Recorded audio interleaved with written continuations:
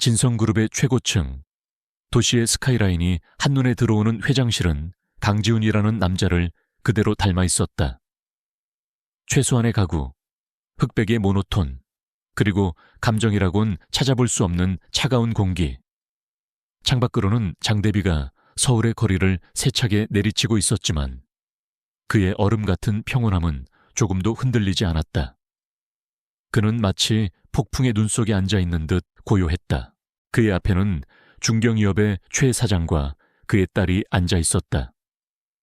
최 사장은 사업 제휴를 위해 온갖 아첨을 늘어놓았고 그의 딸은 과도한 향수 냄새와 명품으로 치장한 채 지훈에게 교태 섞인 미소를 보내고 있었다.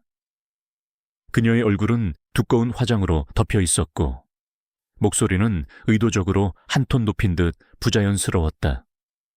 지훈은 이런 종류의 인간들을 경멸했다. 저희 프로젝트는 진성그룹에 큰 이익을 가져다 줄 것이라고 확신합니다. 회장님의 안목이라면 분명. 최 사장의 말이 길어질수록 지훈의 인내심은 바닥을 드러냈다. 그는 서류를 검토하는 척하며 사실상 그들의 위선적인 얼굴을 쳐다보지도 않고 있었다. 그에게 이 시간은 완벽한 낭비였다. 그의 세상은 효율과 진실성으로 움직여야 했다. 지훈은 마침내 서류를 테이블 위로 가볍게 밀었다.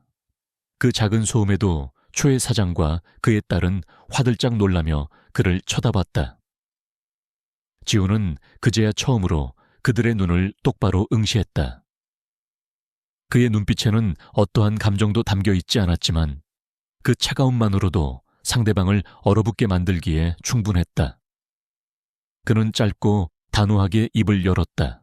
시간 낭비였군요. 이 제안서는 진실성이 부족합니다. 마치 당신들의 표정처럼. 그의 목소리는 낮고 조용했지만 회의실 전체를 지배했다. 초의 사장의 얼굴은 붉어졌고 그의 딸은 모욕감에 입술을 깨물었다.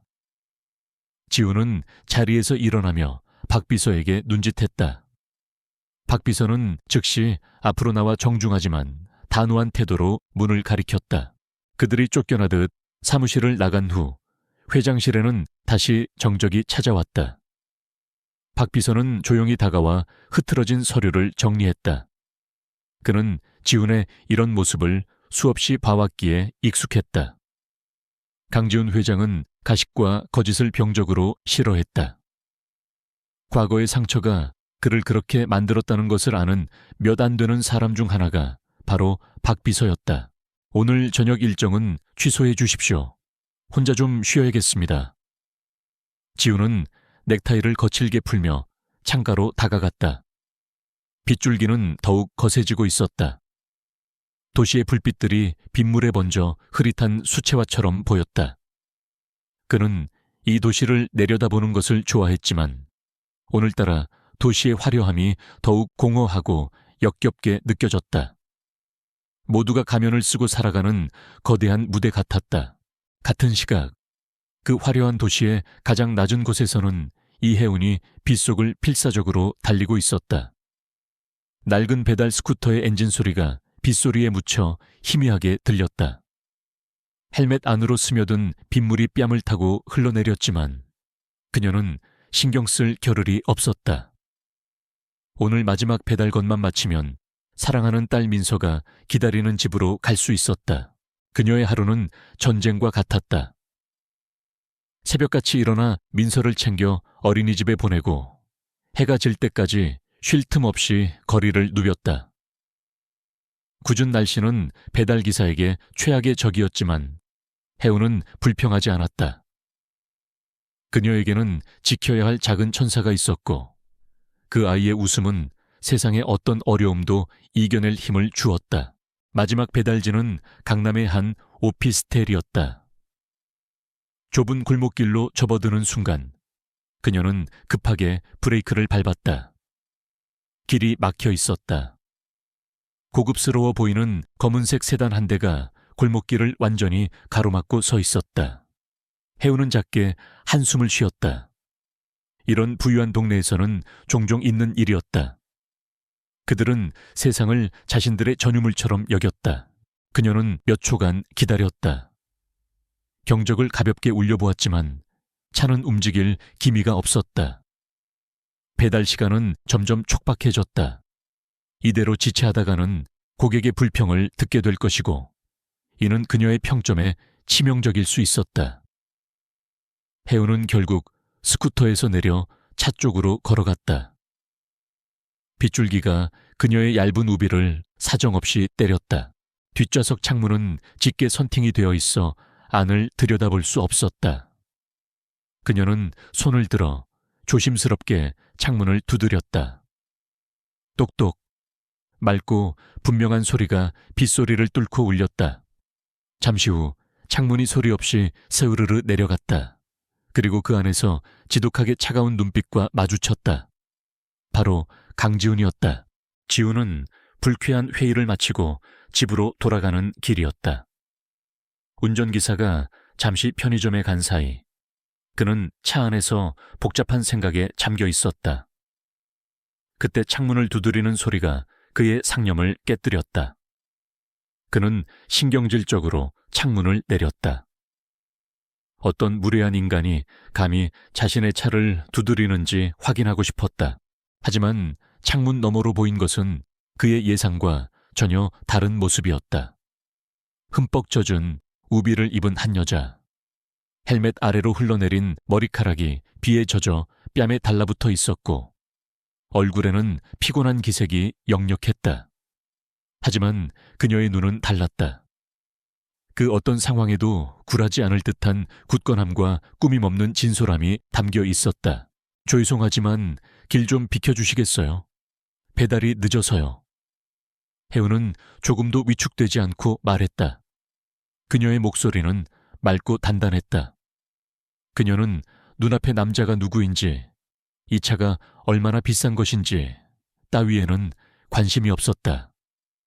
그녀에게 중요한 것은 오직 막힌 길을 뚫고 마지막 배달을 완료하는 것뿐이었다. 지우는 순간 말을 잃었다. 그는 평생 이런 종류의 시선을 받아본 적이 없었다. 그의 주변 사람들은 항상 무언가를 갈망하거나 두려워하거나 혹은 아첨하는 눈빛으로 그를 대했다. 하지만 이 여자의 눈에는 오직 상황만이 담겨 있었다. 어떤 계산도 의도도 없는 투명하고 고든 시선이었다.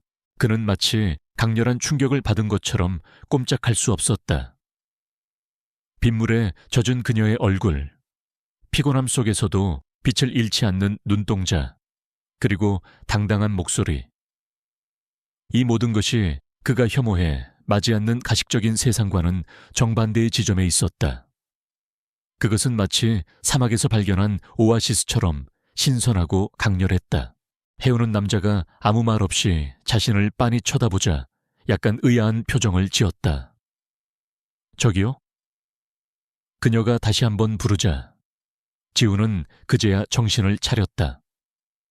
그는 자기도 모르게 고개를 끄덕였다. 무슨 말을 해야 할지 알 수 없었다. 그의 머릿속은 하얗게 비어버렸고 심장은 평소와 다른 속도로 뛰기 시작했다. 그 순간 운전기사가 달려와 황급히 머리를 숙였다. 죄송합니다, 회장님. 바로 차를 빼겠습니다. 운전기사는 서둘러 운전석에 올라탔고 차는 부드럽게 움직여 길을 터주었다. 해운은 가볍게 목례를 하고 서둘러 자신의 스쿠터로 돌아갔다. 그녀는 그 이상한 남자의 시선을 뒤로하고 다시 빗속으로 달려갔다. 지우는 멀어져가는 스쿠터의 뒷모습을 창문 밖으로 시선이 닿지 않을 때까지 멍하니 바라보았다. 그녀가 사라진 골목길에는 빗소리만이 가득했다. 하지만 그의 머릿속은 그녀의 눈빛으로 가득 차 더 이상 아무 소리도 들리지 않았다. 그 짧은 순간이 그의 견고했던 세상에 작은 균열을 만들어내고 있었다. 방금 저 배달원. 지훈이 나지막이 입을 열자 박 비서가 아닌 운전기사가 긴장하며 대답했다. 무슨 문제라도 있으셨습니까, 회장님? 제가 자리를 비운 사이에 지훈은 운전기사의 말을 잘랐다. 그의 목소리에는 평소의 냉정함 대신 미묘한 감정이 섞여 있었다. 그는 박 비서에게 전화를 걸었다. 박 비서, 지금 당장 알아볼 게 있네. 그는 차창 밖으로 여전히 비가 내리는 거리를 보며 말했다. 그의 눈에는 방금 전까지 세상을 향해 있던 경멸 대신 전에 없던 깊은 호기심과 혼란이 자리 잡고 있었다. 얼음장 같던 그의 심장에 아주 작은 불씨 하나가 떨어진 순간이었다. 그 불씨의 이름은 이하은이었다. 그는 전화기 너머에 박 비서에게 방금 지나간 배달 스쿠터의 번호와 특징을 설명했다. 그의 기억력은 비상할 정도로 정확했다. 모든 세부사항이 마치 사진처럼 그의 뇌리에 각인되어 있었다. 그는 이것이 단순한 호기심인지 아니면 다른 무언가인지 스스로도 정의할 수 없었다. 분명한 것은 그는 그녀를 다시 봐야만 했다. 하은은 마지막 배달을 무사히 마치고 집으로 향했다. 낡은 다세대 주택의 작은 집이었지만 그곳은 그녀와 민서에게 세상에서 가장 아늑한 보금자리였다. 문을 열자마자 작은 발소리가 들리며 민서가 달려와 그녀의 품에 안겼다. 엄마. 아이의 따뜻한 청아 밝은 목소리에 혜은의 하루 피로가 눈 녹듯 사라졌다. 그녀는 젖은 옷을 갈아입고 민서를 위해 저녁을 준비했다. 작은 밥상에 마주 앉아 조잘거리는 딸의 이야기를 들어주며 그녀는 행복을 느꼈다. 오늘 있었던 이상한 남자와의 만남 같은 것은 이미 까맣게 잊고 있었다. 그녀의 세상은 오직 민서를 중심으로 돌아갔고 다른 것이 끼어들 틈은 없었다. 하지만 그녀가 모르는 사이 그녀의 평범했던 일상은 거대한 파도의 시작점에 놓이게 되었다. 서울의 가장 높은 곳에서 한 남자가 그녀로 인해 잠 못 이루고 있었고 그 남자의 세상은 그녀를 중심으로 재편되기 시작하고 있었다. 차가운 총재와 따뜻한 배달원, 결코 만날 일 없을 것 같던 두 개의 세계가 운명의 빗줄기 속에서 처음으로 충돌했다. 그날 밤 강지훈은 자신의 서재에서 늦게까지 잠들지 못했다. 최고급 와인도 클래식 음악도 그의 복잡한 마음을 달래주지 못했다. 그의 머릿속에서는 계속해서 그녀의 얼굴이 떠올랐다. 비에 젖었지만 생기로 가득했던 얼굴, 피곤에 지쳤지만 강인함을 잃지 않았던 눈빛. 그는 그 눈빛의 의미를 이해하고 싶었다. 그는 자신이 왜 이렇게까지 그녀에게 집착하는지 알 수 없었다. 단순히 그녀가 자신이 경멸하는 부류의 사람들과 달라서일까? 아니면 그 짧은 순간에 그가 잃어버렸다고 생각했던 어떤 순수함을 발견했기 때문일까? 그는 답을 찾지 못한 채 창밖의 빗소리를 들으며 밤을 지새웠다. 폭풍우가 몰아치는 것은 서울의 밤하늘만이 아니었다. 그의 마음속에서도 거대한 폭풍이 일고 있었다. 다음 날 아침, 강지훈은 평소와 같이 새벽 5시에 기상했다. 그의 하루는 언제나 기계처럼 정확하게 시작되었다. 하지만 오늘만큼은 무언가 달랐다. 샤워를 하고 완벽하게 다려진 셔츠를 입는 내내 그의 머릿속은 온통 어젯밤에 그 여자 생각으로 가득 차 있었다. 빗속에서 자신을 당당하게 쳐다보던 그 눈빛이 잔상처럼 계속해서 어른거렸다. 그는 최고급 원두로 내린 커피를 마셨지만 아무런 맛도 느낄 수 없었다. 평소라면 경제신문을 읽으며 하루의 전략을 구상했겠지만 오늘은 신문의 글자들이 눈에 들어오지 않았다. 그의 시선은 창밖의 회색빛 도시를 향해 있었지만 그가 보고 있는 것은 도시의 풍경이 아니었다. 그는 젖은 머리카락을 한 채 스쿠터를 타고 사라지던 그녀의 뒷모습을 보고 있었다. 진성그룹의 중역 회의실. 팽팽한 긴장감이 감도는 그곳에서 지훈은 회의를 주재하고 있었다. 각 부서의 임원들이 실적 보고와 새로운 사업 계획을 발표했지만 그의 귀에는 아무것도 들리지 않았다. 평소에 그라면 날카로운 질문으로 임원들을 궁지로 몰아넣었을 테지만 오늘은 그저 침묵을 지킬 뿐이었다. 그의 이런 모습은 모두에게 낯설었다. 호 회장님, 다음 안건으로 넘어가도 되겠습니까? 한 임원이 조심스럽게 물었다. 지우는 그제야 현실로 돌아왔다. 그는 짧게 고개를 끄덕였지만 그의 마음은 여전히 다른 곳에 있었다. 박 비서는 그의 옆에서 이 모든 변화를 불안한 눈으로 지켜보고 있었다. 강철 같던 회장에게서 처음 보는 인간적인 빈틈이었다. 회의가 끝나고 회장실로 돌아온 지우는 박 비서를 불렀다. 어제 부탁한 건 어떻게 됐습니까? 그의 목소리에는 조급함이 묻어 있었다. 박 비서는 잠시 망설이다가 서류 봉투 하나를 내밀었다. 그는 지훈의 이런 사적인 지시가 처음이었기에 매우 신중하게 처리했다. 최소한의 정보, 그리고 불법적인 방법은 전혀 사용하지 않았다. 성함은 이하운, 28살입니다. 빠른 발이라는 배달 대행업체 소속으로 근무하고 있습니다. 박 비서는 담담하게 보고했다. 봉투 안에는 혜운의 기본적인 인적 사항과 그녀가 살고 있는 동네 이름 정도만 적혀 있었다. 지우는 서류를 받아들었지만 열어보지는 않았다. 그저 이혜운이라는 이름을 나지막이 읊조릴 뿐이었다. 더 자세한 건 없습니까? 지훈이 묻자 박 비서는 고개를 저었다. 회장님께서 과도한 사생활 침해는 원치 않으실 거라 생각했습니다. 이 정도가 합법적인 테두리 안에서 알아낼 수 있는 전부입니다. 지훈은 박 비서의 신중함에 만족했다. 그는 그녀의 삶을 염탐하고 싶은 것이 아니었다. 단지 그 강렬했던 인상의 실체를 확인하고 싶었을 뿐이다. 그는 박 비서에게 나가보라고 손짓한 뒤 혼자나마 깊은 생각에 잠겼다. 이혜운. 그 이름은 왠지 그녀와 잘 어울린다고 생각했다. 평범하지만 어딘가 맑은 느낌을 주는 이름이었다. 28. 그보다 4살이 어렸다. 그는 자신도 모르게 그녀의 삶을 상상하기 시작했다. 어떤 인생을 살아왔기에 그런 눈빛을 갖게 되었을까? 같은 시각, 이하운의 하루는 지훈의 것과는 전혀 다른 방식으로 시작되고 있었다. 그녀는 시끄러운 알람 소리에 간신히 눈을 떴다.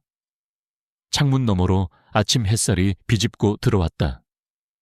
그녀는 몸을 일으켜 옆에서 새근새근 잠든 딸 민서의 임에 뽀뽀했다.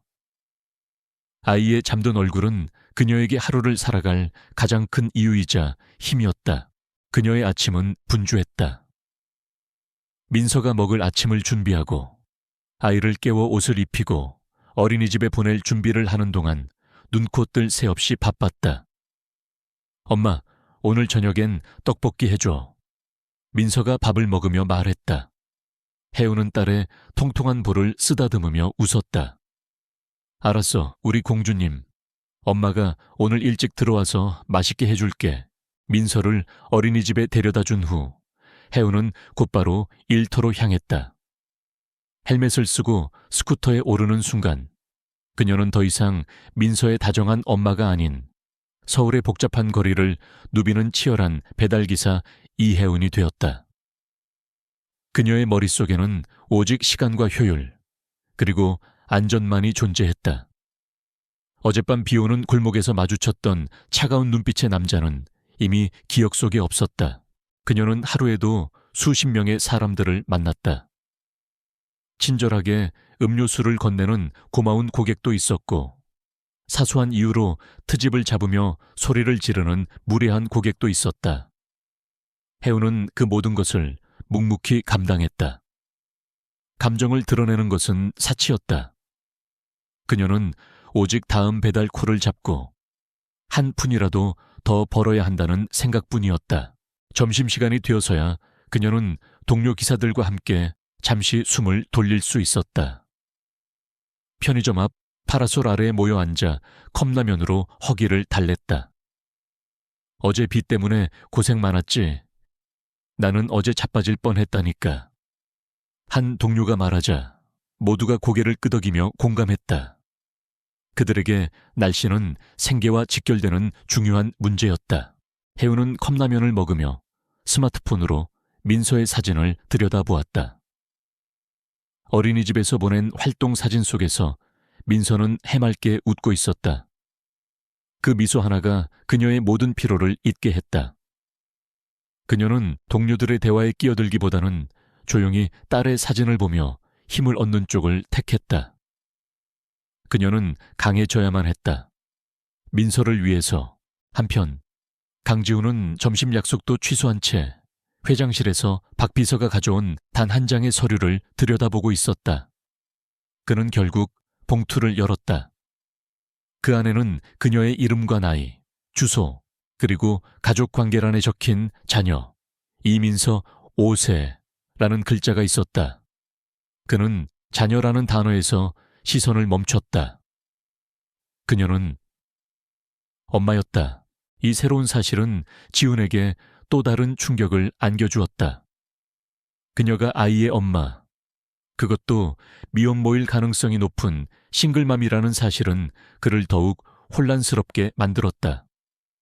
그의 주변에는 자식을 정략 결혼의 도구나 액세서리쯤으로 여기는 사람들이 널려 있었다. 하지만 어제 본 그녀의 눈빛에서는 그런 계산적인 모습은 찾아볼 수 없었다.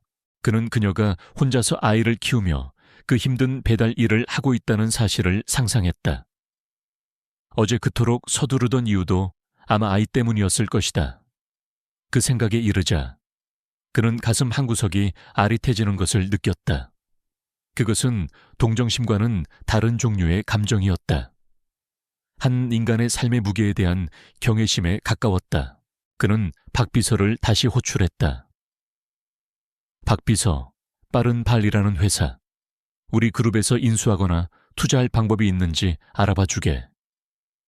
그의 지시는 뜬금없었지만 박 비서는 질문하지 않았다. 그저 묵묵히 고개를 숙일 뿐이었다. 알겠습니다. M&A 타임 검토를 지시하겠습니다. 박 비서는 회장의 관심이 단순한 호기심을 넘어섰다는 것을 직감했다. 지훈의 의도는 복잡했다. 그는 그녀의 삶에 직접적으로 개입하고 싶지는 않았지만 그녀가 조금이라도 더 나은 환경에서 일하기를 바랐다. 이것이 그가 자신의 위치에서 그녀를 위해 할 수 있는 유일하고도 최선의 방법이라고 생각했다. 그녀가 자신 때문에 어떤 특혜를 받는다는 사실을 알게 되는 것을 원치 않았다. 하루 일과가 끝나갈 무렵 해우는 마지막 배달을 위해 스쿠터를 몰았다. 해가 저물고 도시의 넌사인이 하나둘 켜지기 시작했다. 그녀는 지친 몸을 이끌고 마지막 힘을 냈다. 머릿속에는 딸과 함께 먹을 따뜻한 떡볶이 생각뿐이었다. 그녀의 소박한 행복은 그렇게 작고 확실한 것들로 이루어져 있었다. 그녀는 오늘도 수많은 골목길을 지나고 수많은 사람들과 스쳐 지나갔다. 그녀는 전혀 알지 못했다. 그 스쳐 지나간 인연 중 하나가 지금 서울의 가장 높은 곳에서 오직 그녀만을 생각하며 그녀의 인생을 통째로 뒤흔들 계획을 세우고 있다는 사실을. 두 사람의 세상은 여전히 너무나도 달랐지만 보이지 않는 운명의 실은 이미 그들을 단단히 엮기 시작하고 있었다. 집에 돌아온 해우는 민서를 꼭 껴안았다. 우리 딸, 오늘 뭐 하고 놀았어? 그녀의 질문에 민서는 신이 나서 오늘 있었던 일들을 제잘제잘 이야기했다. 해우는 딸의 이야기에 귀를 기울이며 함께 웃었다. 이 작은 집, 딸의 온기, 그리고 소박한 저녁 식사. 이것이 이혜운의 세상 전부였고 그녀는 그 세상에 만족했다. 강지우는 그날 밤 와인잔을 손에 든 채 서울의 야경을 내려다보았다. 수많은 불빛들 중 어느 하나가 그녀와 그녀의 아이가 있는 집이리라. 그는 자신이 왜 이러는지에 대한 답을 여전히 찾지 못했다. 하지만 한 가지는 확실했다. 그는 그녀에 대해 더 알고 싶었고 그녀의 세상에 한 발짝 더 다가가고 싶었다. 차가운 총재의 마음에 불어온 낯선 바람은 이제 멈출 수 없는 태풍이 되어가고 있었다. 강지훈은 행동하는 남자였다. 그는 더 이상 운명이나 우연에 자신의 감정을 맡겨두고 싶지 않았다. 그는 이혜운을 다시 만나야 했고, 이번에는 그저 스쳐 지나가는 인연이 아닌 제대로 된 만남이어야 했다. 하지만 그가 가진 권력과 부는 이런 상황에서는 오히려 거추장스러운 장애물에 불과했다. 그가 다가갈수록 그녀는 더 멀리 달아날지도 몰랐다. 며칠을 고심한 끝에 그는 가장 자연스러우면서도 확실한 방법을 생각해냈다. 그녀의 직업을 이용하는 것이었다. 그는 박 비서에게 자신의 개인적인 심부름을 지시했다. 근처 서점에서 희귀서적 한 권을 구매한 뒤 빠른발 배달업체를 통해 자신의 사무실로 배달시킬 것. 그리고 가장 중요한 조건은 반드시 배달기사 이혜운을 지정해야 한다는 것이었다. 박 비서는 회장의 의도를 섣불리 짐작하지 않고 묵묵히 지시를 이행했다. 배달업체 측에서는 특정 기사를 지정하는 것은 규정에 어긋난다며 처음에는 난색을 표했다. 하지만 진성그룹 회장실로 가는 배달이라는 말에 그들의 태도는 즉시 바뀌었다. 그들은 어떻게든 이혜운 기사에게 해당 배차를 연결하겠다고 약속했다. 약속된 시간이 다가오자 강지훈은 평소와 다른 초조함을 느꼈다. 수조 원이 걸린 계약을 앞두고도 눈 하나 깜짝 안 턴 그였다. 하지만 지금 그는 마른 입술을 적시고 몇 번이나 거울에 자신의 모습을 비춰보았다. 그녀에게 어떤 말을 건네야 할까? 너무 딱딱하게 보이지는 않을까? 그의 머릿속은 온갖 시뮬레이션으로 가득 찼다. 한편 이혜운은 회사로부터 특별 배차를 전달받았다. 진성그룹 타워 최고층, 회장실로 가는 배달. 게다가 이례적으로 자신을 지명했다는 말까지 들었다. 그녀는 고개를 갸웃거렸다. 혹시 지난번 비 오는 날 길을 막았던 그 차의 주인이 아닐까 하는 생각이 스쳤지만 설마 그럴 리가 이제 없다고 금세 지워버렸다. 아마도 그냥 우연의 일치일 것이라 생각했다. 그녀는 평소보다 복장을 단정히 하고 진성그룹 타워로 향했다. 거대한 빌딩의 위용에 잠시 압도되었지만 그녀는 곧 마음을 다잡았다. 어떤 고객이든 어떤 배달지든 그녀에게는 그저 완수해야 할 임무일 뿐이었다. 로비의 안내 데스크에 신분을 밝히자 직원은 놀라울 정도로 정중하게 그녀를 VVIP 전용 엘리베이터로 안내했다. 엘리베이터가 소리 없이 상승하는 동안 혜운은 반짝이는 벽에 비친 자신의 모습을 보았다. 낡은 작업복과 피곤함이 묻어나는 얼굴. 이런 곳과는 전혀 어울리지 않는 모습이었다. 그녀는 괜히 위축되는 마음을 애써 다잡았다. 최고층에 도착하자 박 비서가 그녀를 기다렸다는 듯이 맞이했다. 그는 정중하게 그녀를 회장실 안으로 안내했다. 회장실은 거대하고 고요했다. 도시 전체가 발 아래에 있는 듯한 압도적인 전망. 그리고 그 창을 등지고 한 남자가 서 있었다. 며칠 전 빗속에서 마주쳤던 바로 그 남자 강지훈이었다. 그는 그녀를 돌아보았고 혜운은 그제야 모든 것이 우연이 아니었음을 깨달았다. 심장이 이유 없이 쿵쾅거리기 시작했다. 와주셔서 감사합니다.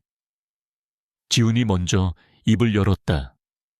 그는 최대한 부드러운 목소리를 내려고 노력했지만 평생에 걸쳐 몸에 밴 권위와 냉정함은 쉽게 사라지지 않았다. 그의 목소리는 여전히 차갑고 딱딱하게 들렸다. 혜은은 가볍게 고개를 숙이며 배달 온 책을 내밀었다.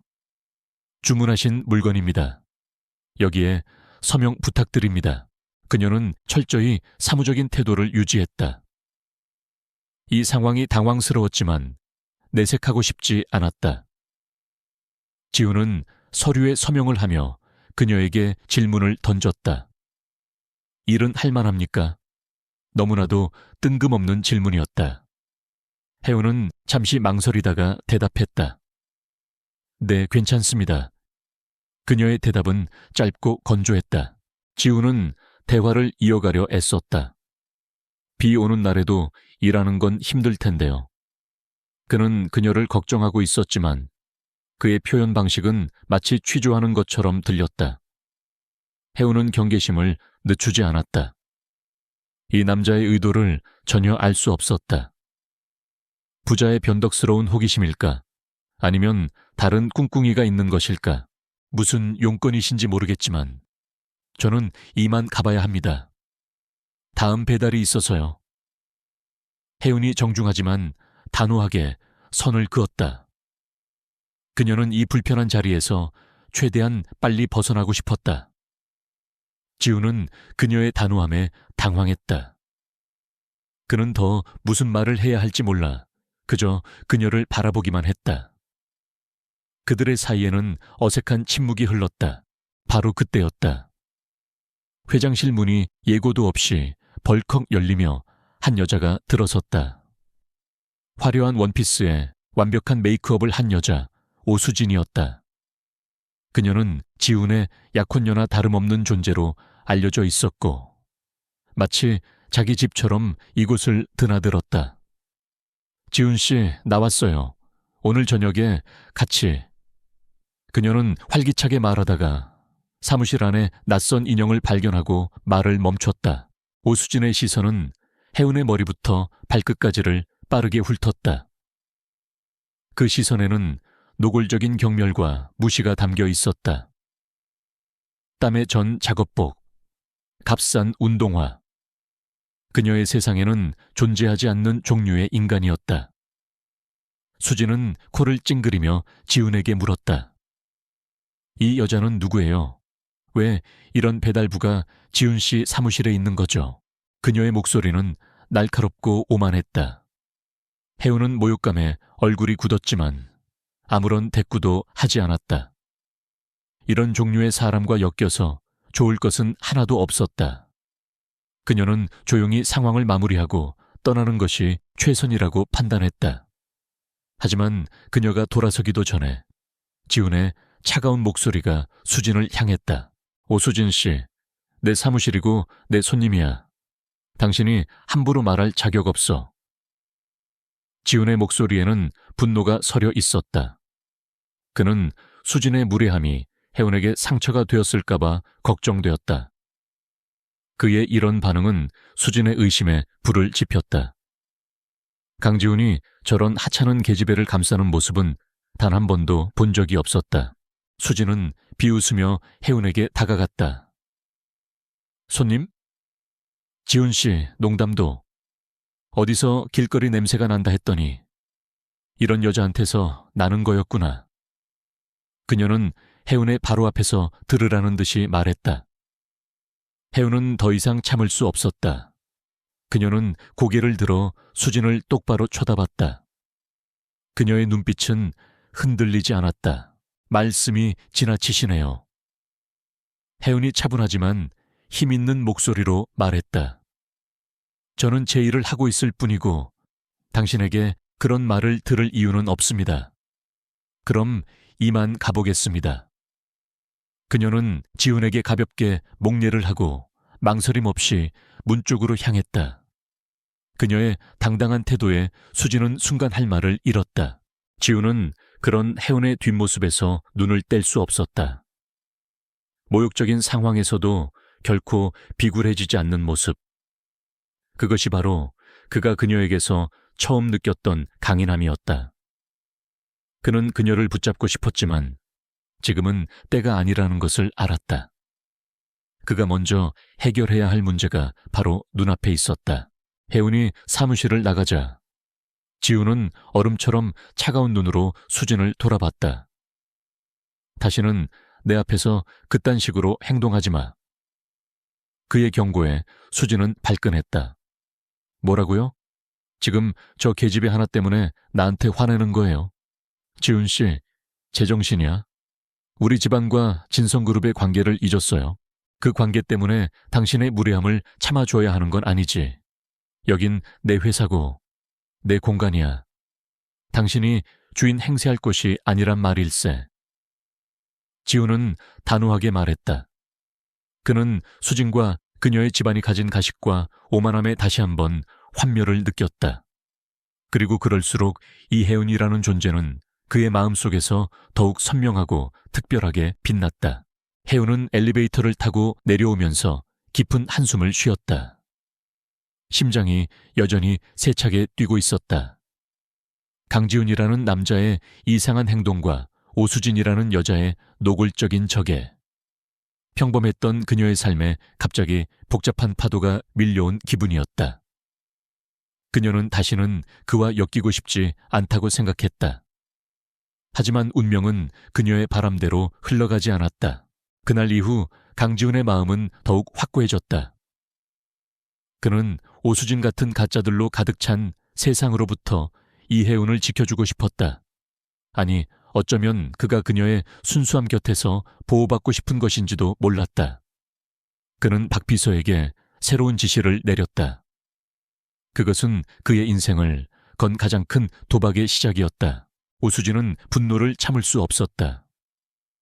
감히 배달부 따위가 자신에게 굴욕감을 주고 강지훈이 그녀의 편을 들었다는 사실은 수진의 자존심에 깊은 상처를 남겼다. 그녀에게 이혜우는 반드시 짓밟고 지나가야 할 길가의 벌레 같은 존재였다. 수진은 자신의 손에 쥔 권력과 돈을 이용해 그 미천한 여자의 인생을 망가뜨리기로 결심했다. 그녀는 비서를 시켜 이혜운의 신상을 간단히 파악했다. 배달 대행업체 빠른발 소속이라는 것을 알아내는 것은 식은 죽 먹기였다. 그날부터 수진의 비열한 공격이 시작되었다. 그녀는 여러 개의 가짜 계정을 만들어 이혜운에게 배달을 시킨 뒤 온갖 종류의 악의적인 불만 후기를 남겼다. 배달 시간 지연, 불친절한 태도, 상품 파손 등 있지도 않은 사실을 꾸며냈다. 처음에 혜운은 대수롭지 않게 생각했다. 가끔은 이유 없이 불평하는 고객도 있기 마련이었다. 하지만 악의적인 후기는 꼬리에 꼬리를 물고 이어졌다. 그녀의 평점은 급격히 떨어졌고 이는 곧바로 수입 감소로 이어졌다. 좋은 배차콜은 평점이 높은 기사에게 먼저 돌아가기 때문이었다. 그녀는 이유를 알 수 없는 불안감에 휩싸였다. 결국 지점장이 그녀를 호출했다. 그는 난처한 표정으로 컴퓨터 화면을 가리켰다. 화면에는 혜운에 대한 불만 사항들이 가득했다. 혜운 씨, 나도 이러고 싶지 않은데 요즘 왜 그래요? 이렇게 불만이 계속 접수되면 우리도 어쩔 수 없어요. 심할서를 쓰던지 아니면 며칠간 배차를 중지해야 할 수도 있습니다. 혜운은 억울함에 입술을 깨물었다. 그녀는 누구보다 성실하게 일했다. 단 한 번도 고객과의 약속을 어긴 적이 없었다. 점장님, 이건 사실이 아니에요. 누군가 악의적으로 저를 공격하고 있는 것 같아요. 그녀가 항변했지만 증거가 없는 그녀의 말은 힘이 없었다. 그녀는 무력감과 분노에 휩싸인 채 사무실을 나왔다.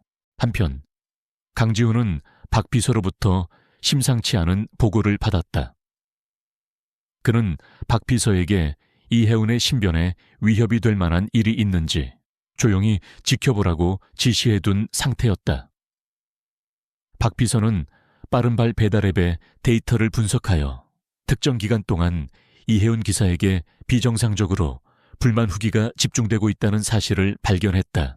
보고를 들은 지훈의 얼굴은 싸늘하게 굳었다. 그는 즉시 이것이 오수진의 소행임을 직감했다.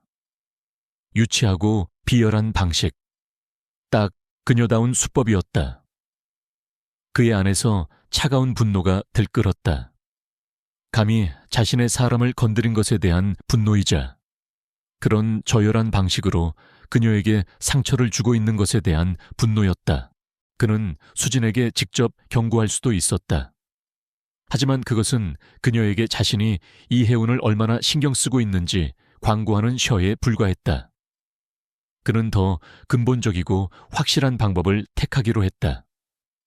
그녀가 감히 손댈 수 없는 구조를 만드는 것. 그는 즉시 M&A 팀을 소집하여 긴급 회의를 열었다.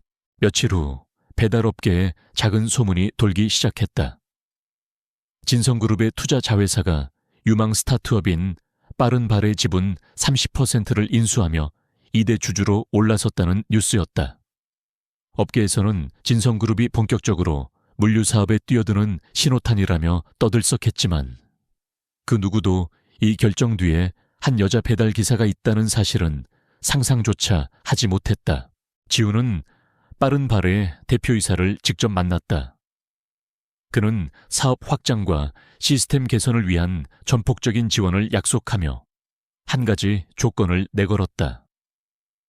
악의적인 허위 불만으로 인해 성실한 직원들이 피해를 보는 일이 없도록 평가 시스템을 전면 개편하라는 것이었다.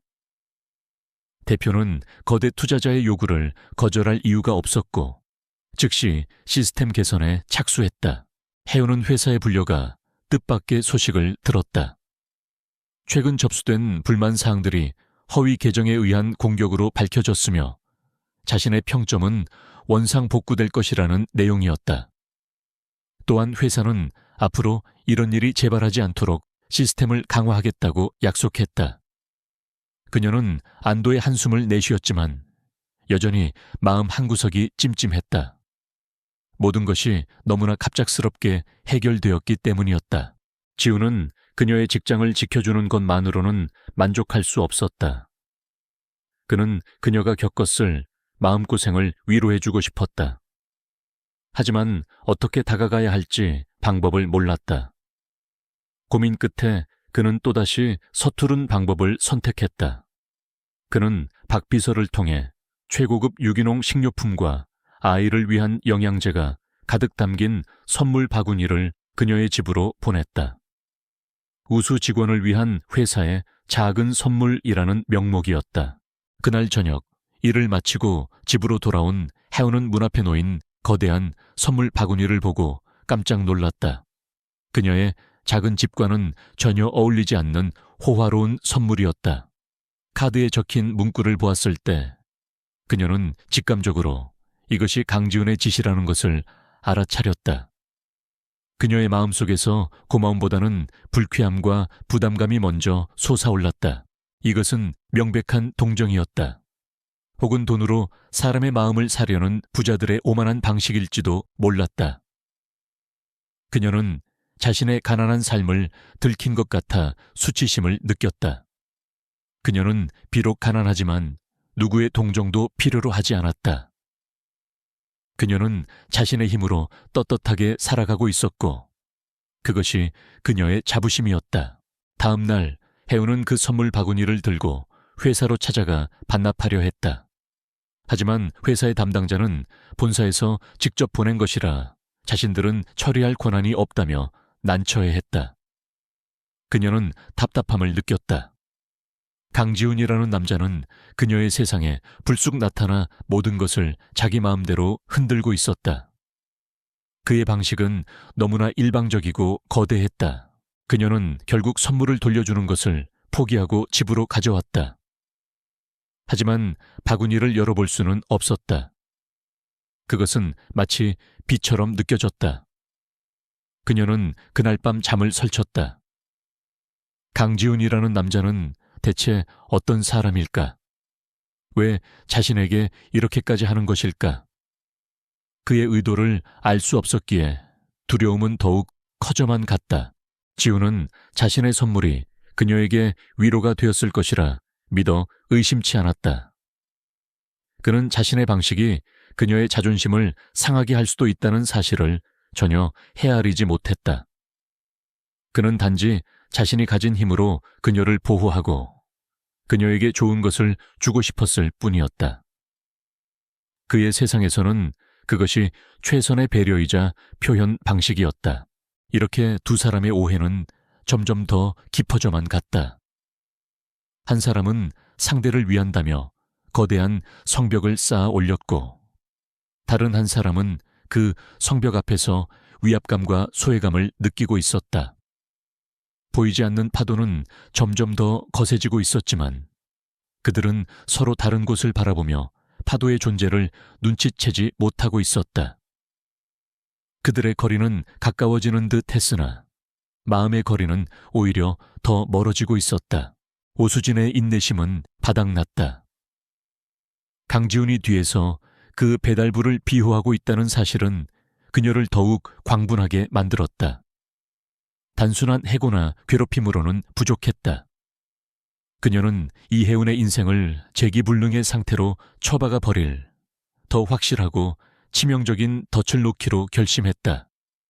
이번에는 그 어떤 권력으로도 빠져나올 수 없는 범죄라는 주홍글씨를 새겨줄 계획이었다. 수진은 자신의 비서에게 은밀한 지시를 내렸다. 명품 편집샵에서 수천만 원을 호가하는 다이아몬드 목걸이를 구입한 뒤 배달을 시키는 것이었다. 수령지는 잠시 비어있는 친구의 오피스텔로 정했다. 물론 이번에도 배달기사는 이혜운으로 특정했다. 모든 것은 그녀를 절도범으로 만들기 위한 정교하게 짜인 각본이었다. 그날 오후 혜운은 문제의 배달콜을 받았다. 고가의 물품이라 배송 전 서약서까지 써야 했지만 그녀는 대수롭지 않게 여겼다. 오히려 특별 할증이부터 수입이 늘어난다는 사실에 잠시 기뻐했다. 그녀는 그 배달이 자신을 나락으로 떨어뜨리기 위한 함정이라는 사실은 꿈에도 상상하지 못한 채 조심스럽게 물건을 챙겨 오피스텔로 향했다. 오피스텔에 도착하자 한 젊은 여자가 그녀를 맞았다. 바로 수진의 비서였다. 그녀는 혜운에게 물건을 건네받고 서명을 하는 척하며 시간을 끌었다. 어머, 포장이 좀 긁혔네요. 내용물에 문제는 없겠죠. 그녀는 일부러 트집을 잡으며 혜운의 시선을 분산시켰다. 그 짧은 순간 그녀는 미리 준비해둔 가짜 목걸이, 상자와 진짜를 바꿔치기 했다. 혜운은 아무것도 눈치채지 못한 채 서명을 받고 그곳을 떠났다. 그로부터 정확히 10분 뒤 수진의 비서는 경찰에 목걸이를 도난당했다고 신고했다. 그녀는 눈물까지 흘리며 배달기사가 유력한 용의자라고 증언했다. 고가의 귀중품, CCTV, 사각지대에서 이루어진 배달, 그리고 사회적 약자인 배달기사. 모든 정황이 혜운에게 불리하게 돌아갔다. 그날 저녁 민서를 데리러 어린이집으로 향하던 혜운의 앞을 2명의 형사가 막아섰다. 이하은 씨 되시죠? 절도 혐의로 긴급 체포합니다. 묵비권을 행사할 수 있으며 변호사를 선임할 권리가 있습니다. 형사의 차가운 목소리가 그녀의 귓게 울렸다. 혜운은 순간 세상이 무너지는 듯한 충격을 받았다. 절도라니 말도 안 되는 소리였다. 그녀는 경찰서로 연행되었다. 차가운 취조실에 홀로 앉아있는 동안 그녀의 머릿속은 온통 민서 걱정뿐이었다. 지금쯤이면 엄마를 애타게 기다리고 있을 딸 아이의 얼굴이 떠올라 눈물이 쏟아졌다. 그녀는 억울함을 호소했지만 경찰은 그녀의 말을 믿어주지 않았다. 피해자의 일관된 진술과 정황 증거가 그녀를 범인으로 지목하고 있었다. 한편 박 비서는 혜운이 경찰에 연행되었다는 소식을 거의 실시간으로 파악했다. 그가 미리 설치해둔 안전 모니터링 시스템이 작동한 것이었다. 그는 사안의 심각성을 깨닫고 곧바로 지훈에게 보고했다. 당시 지훈은 해외 투자자들과의 중요한 화상회의를 주재하고 있었다. 박 비서의 긴급한 보고를 들은 지훈의 얼굴은 순식간에 얼음장처럼 차가워졌다. 그는 회의 화면을 향해 아무런 설명도 없이 말했다. 회의는 여기서 중단하지. 나머진 박 비서와 상의하도록. 그의 돌발 행동에 모든 임원들이 경악했지만 누구도 감히 이의를 제기하지 못했다. 그는 자리를 박차고 일어나 사무실을 나섰다. 그의 눈에는 살기마저 서려 있었다. 회사 법무팀 최고의 변호사들, 지금 당장 전부 경찰서로 소집해. 그리고 현존하는 모든 수단을 동원해서 그녀가 무죄라는 증거를 찾아 10분 안에 출발한다. 그의 목소리는 강철처럼 단단했다. 더 이상 뒤에서 조용히 지켜볼 수만은 없었다. 오수진이 금도를 넘었으니 자신도 더 이상 예의를 차릴 필요가 없었다. 지훈이 진성그룹의 법무팀을 이끌고 경찰서에 나타나자 작은 경찰서는 순식간에 발칵 뒤집혔다. 대한민국 재계서열 1위인 진성그룹의 회장이, 그것도 최고 변호인단을 대동하고 나타난 것은 전례 없는 일이었다. 담당 형사들은 당황한 기색을 감추지 못했다. 사건의 무게가 순식간에 달라져 버린 것이다. 지훈은 혜은의 변호를 맡겠다고 통보한 뒤 즉시 그녀와의 면회를 요청했다. 취조실 문이 열리고 지친 얼굴에 혜은과 마주한 순간 지훈은 가슴을 찌르는 듯한 통증을 느꼈다. 그녀의 눈은 퉁퉁 부어 있었고 얼굴에는 절망감이 가득했다.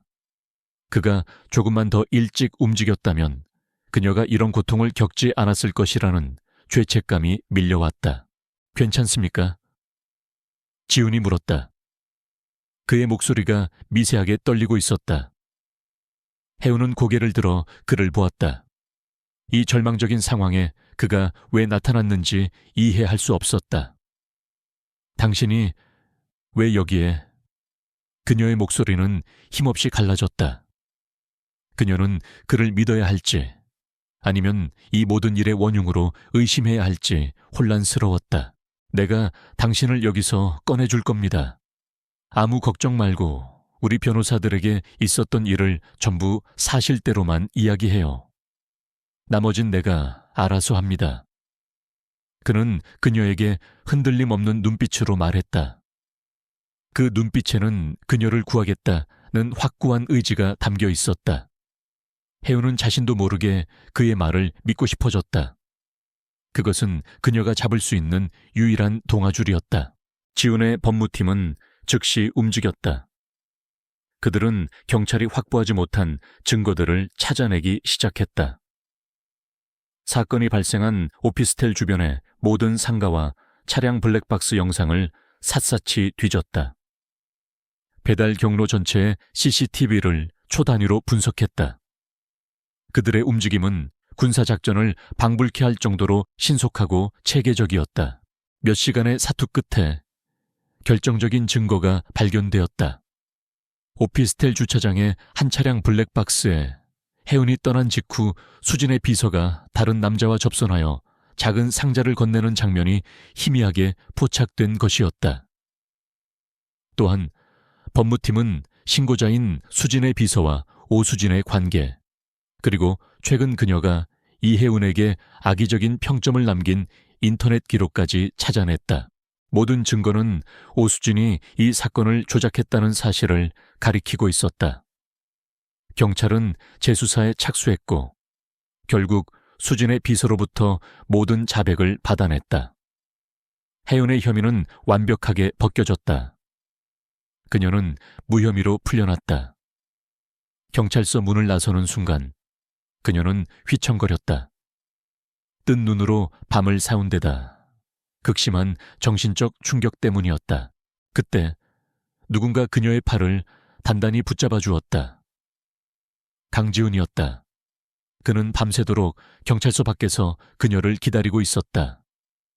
그의 얼굴도 해운만큼이나 지쳐 보였다. 그는 자신의 값비싼 코트를 벗어 그녀의 어깨에 덮어주었다. 새벽 공기는 차가웠지만 그의 코트는 이상하리만치 따뜻하게 느껴졌다.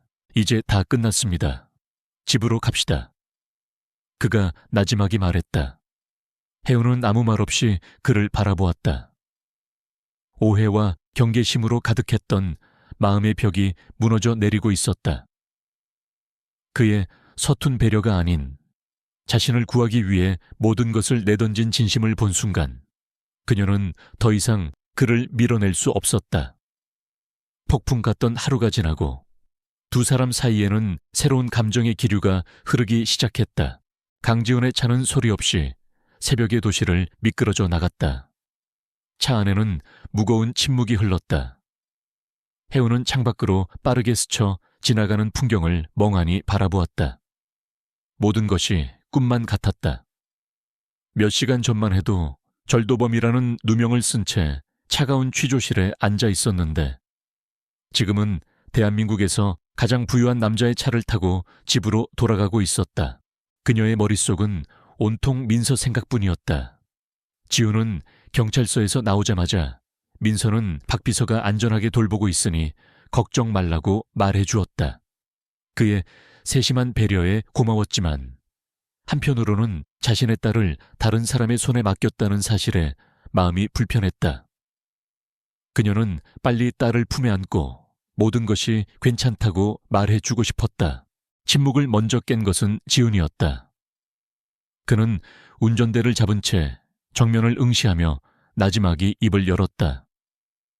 오수진 씨가 한 짓입니다. 이번 일은 제가 책임지고 마무리하겠습니다.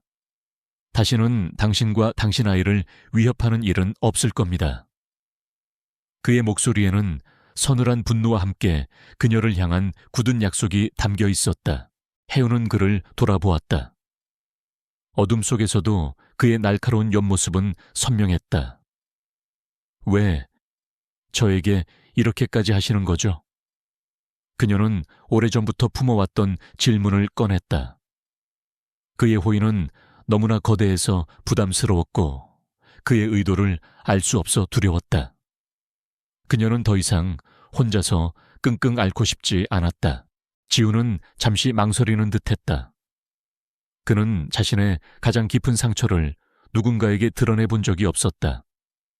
하지만 지금 그녀에게 자신의 진심을 전하기 위해서는 그럴 수밖에 없었다. 그는 과거를 향해 어렵게 입을 열었다. 당신과 같은 눈을 한 사람을, 아니 정반대의 눈을 한 사람을 만난 적이 있습니다.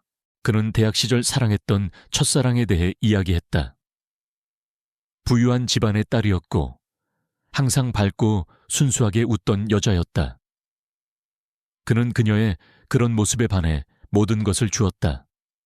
하지만 모든 것이 거짓이었다. 그녀는 그의 배경과 재력을 사랑했을 뿐, 뒤에서는 다른 남자를 만나며 진성그룹의 내부 정보를 경쟁사에 빼돌리고 있었다. 그 배신은 지훈의 세상을 완전히 무너뜨렸다. 사랑과 믿음이 얼마나 허무한 것인지를 뼈저리게 깨달았다. 그 후로 그는 누구도 믿지 않았다. 특히 아름다운 미소와 교양 있는 태도 뒤에 욕망을 숨긴 사람들을 병적으로 경멸하게 되었다. 그의 세상은 가식과 위선으로 가득 찬 회색빛으로 변해버렸다. 그날 비 오는 골목에서 당신을 처음 봤을 때 지훈의 목소리가 잠시 잠겼다. 당신의 눈에는 어떤 꾸밈도 없었습니다. 피곤함과 굳셈, 그리고 삶을 향한 진솔함만이 담겨 있었죠. 내 세상에는 존재하지 않는 것이었습니다. 그래서 눈을 뗄 수가 없었습니다. 그의 고백은 담담했지만 그 안에는 깊은 고뇌와 진심이 담겨 있었다. 그의 이야기를 듣는 동안 해우는 자신을 둘러싸고 있던 경계심의 벽이 허물어지는 것을 느꼈다. 그가 가진 차가움이 사실은 깊은 상처에서 비롯된 방어기제였다는 것을 이해하게 되었다. 그녀는 그의 서툰 친절과 일방적인 배려가 왜 그럴 수밖에 없었는지도 알 것 같았다. 그는 단지 진실된 것을 지키고 싶었을 뿐이었다. 차가 해운의 낡은 다세대 주택 앞에 멈춰 섰다. 지훈은 시동을 껐지만 두 사람 모두 차에서 내릴 생각을 하지 않았다. 차 안의 작은 공간은 세상과 분리된 그들만의 성역처럼 느껴졌다. 도시의 넌사인이 차창을 통해 들어와 두 사람의 얼굴을 부드럽게 비추었다. 이번에는 해운이 먼저 입을 열었다. 그녀는 처음으로 자신의 이야기를 꺼냈다. 민서의 아빠에 대한 이야기였다. 뜨겁게 사랑했지만 현실의 벽 앞에서 무책임하게 도망쳐버린 남자. 그가 떠났을 때 세상이 끝난 것 같았지만 뱃속의 작은 생명이 그녀를 붙잡아 주었다. 그녀는 결코 자신을 피해자라고 생각하지 않았다. 민서는 그녀의 인생의 가장 큰 축복이었다. 민서를 낳고 제 힘으로 아이를 키우면서 결심했어요. 절대로 비굴하게 살지 않겠다고. 어떤 상황에서도 당당하게, 정직하게 살겠다고요. 민서에게 그런 엄마가 되고 싶었어요. 그녀의 목소리는 작았지만 강한 힘이 있었다. 그녀의 이야기는 지훈에게 또 다른 울림을 주었다. 그녀의 강인함은 삶 그 자체를 통해 단련된 진짜였다. 두 사람은 한참 동안 아무 말도 하지 않았다. 하지만 그 침묵은 더 이상 어색하지 않았다. 서로의 가장 깊은 상처와 삶의 이야기를 공유한 두 사람 사이에는 이미 말로 표현할 수 없는 깊은 유대감이 형성되어 있었다. 그들은 서로가 살아온 전혀 다른 세상 속에서 같은 종류의 외로움을 견뎌왔다는 것을 어렴풋이 느꼈다. 지훈이 마침내 그녀를 향해 몸을 돌렸다. 그의 눈빛은 이전과는 완전히 달랐다. 차가운 얼음이 녹아내린 자리에 뜨겁고 진실된 감정이 고여 있었다. 그는 혜은의 손을 조심스럽게 잡았다. 그녀는 놀랐지만 그의 손을 뿌리치지는 않았다. 그의 손은 크고 따뜻했다. 이하은 씨. 그가 그녀의 이름을 불렀다. 내가 하는 말이 어떻게 들릴지 모르겠습니다. 아마 당신을 더 혼란스럽게 만들지도 모르죠. 하지만 더 이상은 숨기고 싶지 않습니다. 그는 심호흡을 한 뒤 평생 해본 적 없는 말을 꺼냈다. 그의 고백은 화려한 미사여구 없이 투박했지만 그래서 더 진실하게 들렸다. 나는 당신을 좋아합니다. 당신이 가진 그 진실함 때문에 당신이라는 사람 그 자체를 좋아하게 됐습니다. 내 차가운 세상에 당신이 들어와 주었으면 좋겠습니다. 그는 잠시 말을 멈추고 그녀의 눈을 깊이 들여다보았다. 그리고 가장 중요한 말을 덧붙였다. 당신과 그리고 민서 곁에 함께 있고 싶습니다. 민서라는 이름이 그의 입에서 나오는 순간 혜은의 눈에서 참았던 눈물이 흘러내렸다. 그 어떤 고백보다도 그 한마디가 그녀의 마음을 송두리째 흔들었다. 이 남자는 자신뿐만 아니라 자신의 인생 전부인 딸아이까지 받아들이겠다고 말하고 있었다. 그것은 그녀가 감히 상상조차 해보지 못했던 진심이었다. 그녀는 아무런 대답도 할 수 없었다. 너무나 많은 일이 한꺼번에 지나갔고 그녀의 마음은 감사함과 두려움, 그리고 설렘으로 복잡하게 뒤엉켜 있었다. 그녀는 그저 눈물을 흘리며 그를 바라볼 뿐이었다. 지훈은 그녀를 재촉하지 않았다. 그는 그녀에게 시간이 필요하다는 것을 알았다. 그는 잡고 있던 그녀의 손에 조금 더 힘을 주었다. 그것으로 충분했다.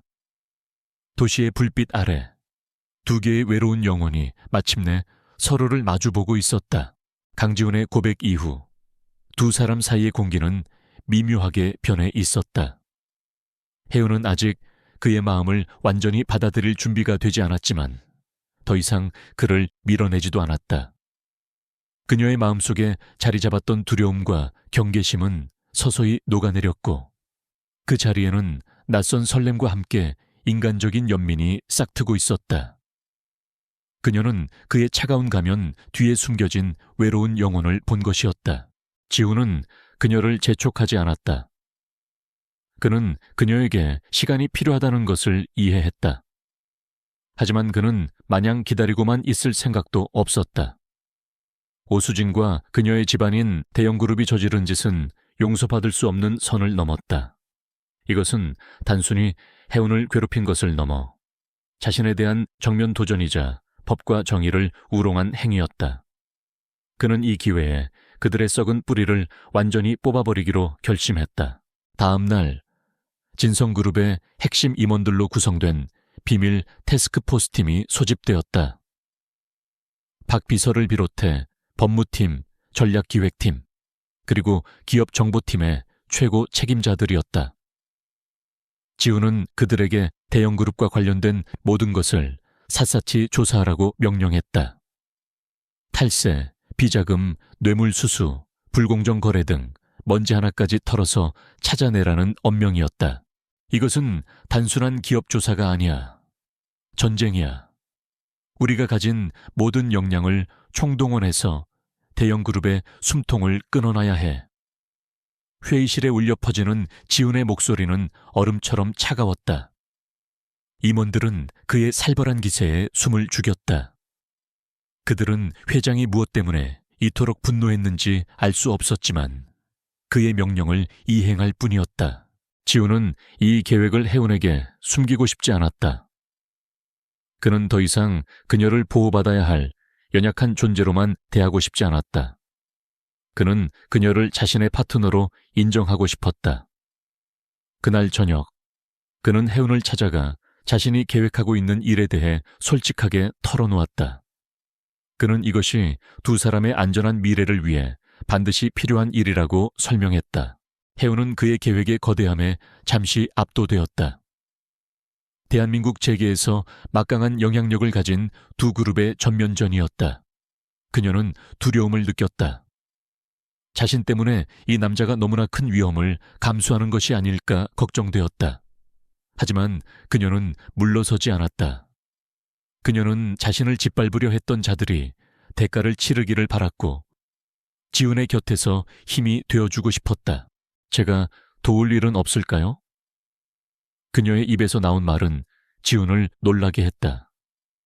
그는 그녀가 그저 가만히 있어 주기를 바랐을 뿐이었다. 당신은 안전한 곳에만 있으면 됩니다. 나머지는 내가 알아서.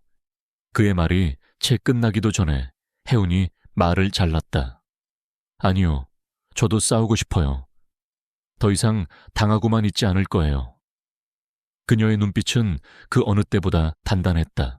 그녀는 최근 배달을 다니며 겪었던 이상한 일들을 떠올리기 시작했다. 그러다 문득 며칠 전의 기억 하나가 뇌리를 스쳤다. 대형 그룹은 아니지만 혹시 관련이 있을지도 몰라요.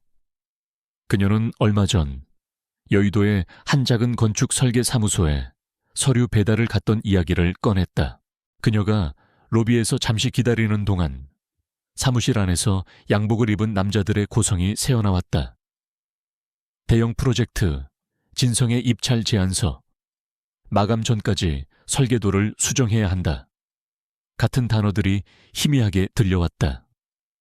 그때는 그저 흔한 직장인들의 다툼이라 생각하고 넘겼지만 지금 생각하니 무언가 이상했다. 해운의 이야기는 지훈의 눈을 번뜩이게 만들었다. 진성그룹은 현재 서울시가 주관하는 대규모 스마트시티 개발 프로젝트를 두고 대형그룹과 치열한 경합을 벌이고 있었다. 입찰 제안서는 철저한 보안 속에 제출되어야 하는 1급 기밀이었다. 해운의 정보가 사실이라면 대형그룹이 불법적인 방법으로 진성의 제안서를 빼돌렸고 그것을 바탕으로 자신들의 입찰가를 막판에 수정하고 있다는 뜻이었다. 그 사무실 이름이나 위치 기억합니까? 지훈이 다급하게 물었다. 해운은 잠시 눈을 감고 기억을 더듬었다. 그녀는 배달기사로서 수백 개의 주소를 외우고 다니는 것에 익숙했다. 네, 아키플랜이라는 곳이었어요. 여의도 K빌딩 7층이요. 그녀는 정확한 주소와 상호명을 말했다. 지훈의 정보팀은 그 이름조차 파악하지 못하고 있던 유령 회사였다. 그 순간 지훈은 해운을 다시 보게 되었다. 그녀는 그저 보호가 필요한 여자가 아니었다. 그녀는 그가 갖지 못한 것을 가지고 있었다. 도시의 가장 낮은 곳을 누비며 얻은 생생한 정보력과 예리한 관찰력. 그녀가 무심코 던진 정보 하나가 그의 최정예 팀이 며칠 밤을 새워도 찾지 못했던 결정적인 실마리가 된 것이다. 전세는 순식간에 역전되었다. 지훈은 대형그룹의 비리 증거를 찾는 것에서 그들을 함정에 빠뜨리는 것으로 계획을 수정했다. 그는 정보팀에게 아키플랜이라는 회사를 철저히 조사하되 절대 그들이 눈치채게 해서는 안 된다고 지시했다. 그리고 전략기획팀에는 가짜 입찰 제안서를 만들라고 명령했다. 그날 밤 지훈의 회장실은 두 사람의 비밀 작전 기지가 되었다. 거대한 책상 위에는 서울시의 지도와 스마트시티 프로젝트 설계도가 펼쳐져 있었다. 지훈은 거시적인 전략을 설명했고 해운은 자신의 경험을 바탕으로 대형그룹 사람들이 움직일 만한 동선이나 그들이 이용할 만한 허점을 짚어주었다. 그들은 아마 최종 제출일 직전에 수정된 제안서를 다시 교환할 거예요. 그때가 우리가 움직일 시간이에요. 지훈이 말했다. 해운은 고개를 끄덕이며 덧붙였다. 그런 중요한 서류는 퀵서비스를 이용할 가능성이 높아요. 제가 그쪽 배차 정보를 알아볼 수 있을지도 몰라요. 그녀는 더 이상 수동적인 피해자가 아니었다. 그녀는 이 전쟁의 핵심적인 전략가로 변모하고 있었다. 지훈은 설계도 위에서 무언가를 열심히 설명하고 있는 해운의 모습을 바라보았다. 진지한 표정, 반짝이는 눈. 그는 가슴속에서 뜨거운 감정이 솟구치는 것을 느꼈다. 그것은 단순한 애정을 넘어선 한 인간에 대한 깊은 존경심과 신뢰였다. 그는 평생을 찾아 헤맸던 진정한 파트너를 마침내 만난 기분이었다. 그들은 밤늦게까지 함께 계획을 세우고 시나리오를 점검했다. 대형그룹이 자신들의 함정에 걸려들어 최종 발표 회장에서 망신을 당하고 몰락하는 완벽한 복수극. 그것은 더 이상 지훈 혼자만의 싸움이 아니었다. 상처 입은 두 사람이 마음을 합쳐 거대한 악에 맞서는 공동의 전쟁이었다. 그들의 마음은 그 어느 때보다 단단하게 하나로 뭉쳐 있었다. 서울의 밤하늘을 가장 화려하게 수놓는 랜드마크, 더 스카이 컨벤션 홀은 대한민국 비즈니스 세계의 심장부와도 같은 곳이었다. 오늘 밤 이곳에서는 올해 가장 주목받는 행사인 대한민국 기업인의 밤이 열리고 있었다. 정재계의 거물들, 언론사 대표, 그리고 사교계의 명사들이 모두 모여 인맥을 과시하고 정보를 교환하는 보이지 않는 전쟁터였다. 홀 내부는 금빛과 크리스탈로 장식되어 눈이 부실 지경이었고 샴페인 잔이 부딪히는 소리와 가식적인 웃음소리가 클래식 선율과 뒤섞여 공기를 채우고 있었다. 모두가 우아한 가면을 쓴 채 서로를 탐색하고 평가했다. 이 화려한 무대의 중심에는 단연 대형그룹의 오 회장과 그의 딸 오수진이 있었다. 특히 오늘은 서울시 스마트시티 프로젝트의 우선 협상 대상자가 발표되는 날이었기에 그들의 기세는 하늘을 찌를 듯했다. 아버지, 보세요.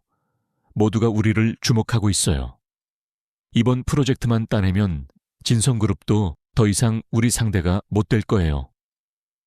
수진은 오 회장의 팔짱을 낀 채 의기양양하게 속삭였다. 그녀는 진성그룹의 입찰 제안서를 훔쳐본 덕분에 승리를 확신하고 있었다. 그녀의 눈에는 곧 닥쳐올 강지훈의 굴욕적인 패배가 선명하게 그려지는 듯 했다. 바로 그때 홀의 입구가 소란스러워졌다. 모든 사람들의 시선이 한 곳으로 쏠렸다. 진성그룹의 강지훈 회장이 모습을 드러낸 것이었다. 그는 언제나처럼 완벽한 수트 차림에 압도적인 카리스마를 뿜어내고 있었다. 하지만 사람들을 놀라게 한 것은 그의 모습이 아니었다. 그의 팔짱을 끼고 당당하게 함께 입장하고 있는 낯선 여자. 바로 이하운이었다. 혜운은 값비싼 드레스나 화려한 보석으로 치장하지 않았다. 그녀는 지훈이 준비해준 심플하지만 우아한 네이비색 원피스를 입고 있었고 여튼 화장 외에는 거의 꾸미지 않은 모습이었다. 하지만 그녀에게서는 그 어떤 사교계 명색에서도 찾아볼 수 없는 독보적인 기품과 진솔한 아름다움이 흘러나왔다. 그녀는 주위의 시선에 위축되지 않고 지훈의 곁에서 허리를 곧게 펴고 정면을 응시했다. 저 여자는 누구지? 강 회장 옆에 여자가 있는 건 처음 보는데?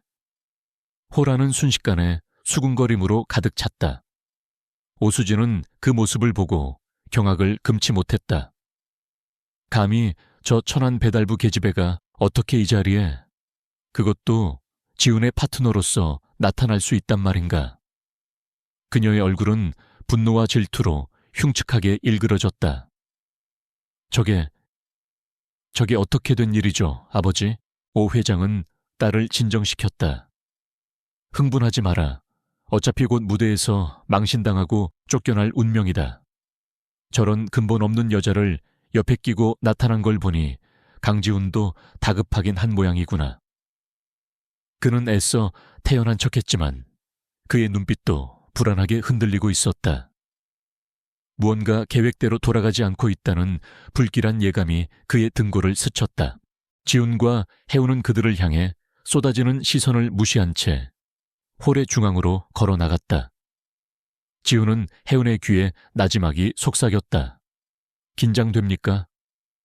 해운은 작게 고개를 저었다. 아니요, 당신과 함께 있으니까요. 그녀의 목소리에는 흔들림 없는 신뢰가 담겨 있었다. 두 사람은 서로의 눈을 바라보며 말없이 미소를 지었다. 그들은 더 이상 혼자가 아니었다. 드디어 행사의 하이라이트인 스마트시티 프로젝트 발표 시간이 다가왔다. 사회자의 소개와 함께 서울시장이 무대 위로 올라왔다. 장내에는 팽팽한 긴장감이 감돌았다. 오 회장은 자신만만한 미소를 지으며 무대 쪽으로 한 걸음 나아갈 준비를 했다. 그는 이미 승리 연설문까지 준비해둔 상태였다. 서울시장이 봉투를 받아들고 입을 여는 바로 그 순간이었다. 잠깐만요. 장내를 가르는 단호한 목소리. 강지훈이었다. 그는 마이크를 손에 든 채 무대 위로 성큼성큼 걸어 올라갔다. 홀 안의 모든 사람들이 숨을 죽였다. 패배를 인정하지 못하고 추태를 부리려는 것인가. 모두의 시선이 그에게 집중되었다. 발표에 앞서 여기 계신 모든 분들께 흥미로운 영상 하나를 보여드리고 싶습니다. 지훈은 태연하게 말했다. 그가 손짓하자 무대 뒤편에 거대한 스크린의 영상이 나타나기 시작했다. 첫 장면은 낯익은 오피스텔 주차장이었다. 그리고 화면에는 오수진의 비서가 한 남자에게 작은 상자를 건네는 모습이 흐릿하게 잡혀 있었다. 바로 해운에게 절도 누명을 씌웠던 그 다이아몬드 목걸이였다. 홀 안이 웅성거리기 시작했다. 오수진의 얼굴은 새하얗게 질렸다. 영상은 계속되었다. 이번에는 여의도의 한 건축 사무실 내부를 몰래 촬영한 영상이었다. 대형그룹의 직원들이 아키플랜의 설계사와 만나 진성그룹의 로고가 박힌 서류, 즉 훔쳐낸 입찰 제안서를 검토하는 모습이 고스란히 담겨 있었다. 그들이 나누는 대화 내용까지 선명하게 녹음되어 홀 전체에 울려 퍼졌다. 이럴 수가. 대형그룹이 진성의 제안서를 훔쳤다고. 사람들의 경악은 극에 달했다. 오 회장은 자리에서 벌떡 일어났다. 저건 조작이야. 당장 저 영상을 끄지 못해. 그의 고함은 영상 속에서 터져 나오는 다음 장면에 묻혀버렸다. 영상의 마지막은 대형그룹이 제출한 최종 입찰 제안서의 내용이었다. 그것은 지훈의 팀이 만든 가짜 제안서였다. 스크린에는 터무니없이 부풀려진 예산, 비현실적인 공사기간, 심지어는 초등학생이 그린 듯한 우스꽝스러운 건물 디자인까지 나타났다. 장내에서는 실소가 터져 나오기 시작했다. 화면은 분할되어 대영이 훔쳐낸 진성의 진짜 제안서와 그들이 제출한 가짜 제안서가 나란히 비교되었다. 그들의 범죄 행각과 어리석음이 만천해 공개되는 순간이었다. 오 회장은 충격에 휘청거리며 가슴을 부여잡았다. 그의 평생에 걸친 명성과 자부심이 산산조각 나는 순간이었다. 기자들의 카메라 플래시가 미친 듯이 터져 나왔다. 모든 것이 끝이었다. 절망의 나락으로 떨어진 것은 오수진도 마찬가지였다. 그녀는 이성을 잃고 무대를 향해 달려나갔다. 아니야, 이건 전부 저 여자 때문이야. 저 천한 계집에만 나타나지 않았어도. 수진은 혜운을 손가락으로 가리키며 악을 썼다. 그녀의 절규는 자신의 범죄를 스스로 인정하는 꼴이 되어버렸다. 경호원들이 달려와 그녀를 제지했지만 이미 엎질러진 물이었다. 그녀의 추악한 민낯은 대한민국 전체에 생중계되고 있었다.